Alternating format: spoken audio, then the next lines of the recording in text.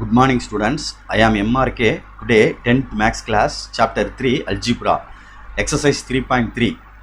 இப்போ நம்ம பார்த்துக்கிட்டு இருக்கிறது 5 mark important questions only. Question read பண்ணுறேன். Find the LCM and GCD for the following and verify that f of x into g of x equal to LCM and GCD. Third Roman letter questionல ரெண்டு function கொடுத்துருக்கு. ஒன்று given question வந்து எடுத்து எழுதுகிறேன். given எடுத்து எழுதையில் one name பண்ணிக்கிறேன் f of x அப்படின்னு கொடுத்துக்கிறேன். Okay x square y plus xy square தம்பி. ஓகே xy ஸ்கொயர் அப்படின்னு நேம் பண்ணிக்கிறேன். Good bracket. Next one g of x name பண்ணுறேன். கேர்ஃபுல்லாக ரைட் பண்ணுங்கள். x square plus xy. Okay good right.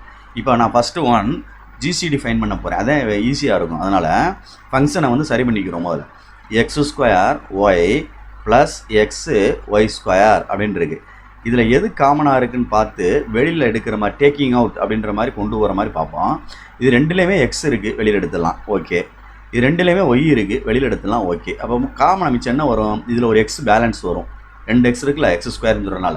இதில் ஒய் ஸ்கொயர்ன்ற 2 ஒய் இருக்கும்ல, ஒரு ஒய் வெளியே வந்துருச்சுனால ப்ளஸ் ஒய்ன்னு ஒன்று இருக்கும். அப்போ இதனுடைய ஸ்ப்ளிட் பண்ணோம்னா இப்படி ஸ்ப்ளிட் பண்ணணும். ஓகே. உள்ள மல்டிப்ளை பண்ணி பார்த்தா இது வரும்டா தம்பி.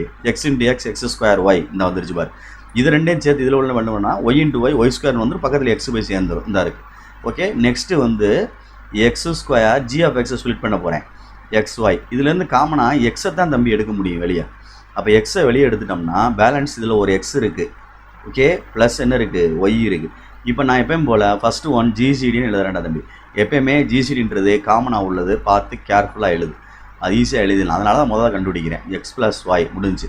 இப்போ எல்சிஎம்ன்றது காமனாக உள்ளதை எழுதிட்டு மிச்ச மீதியமும் எழுத வேண்டும்.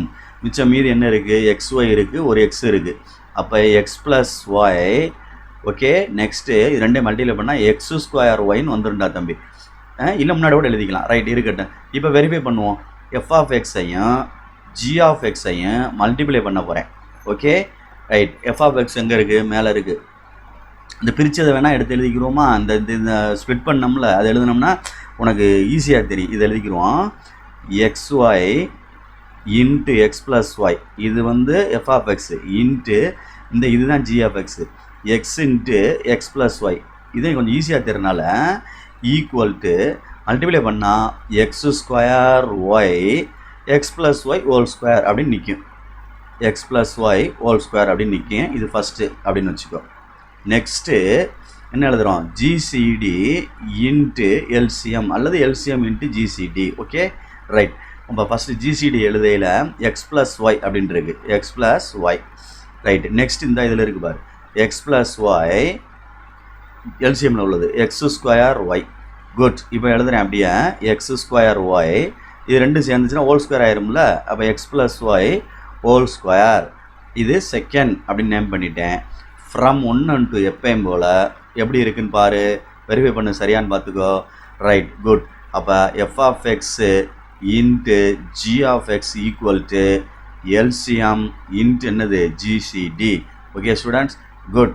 தேங்க்யூ.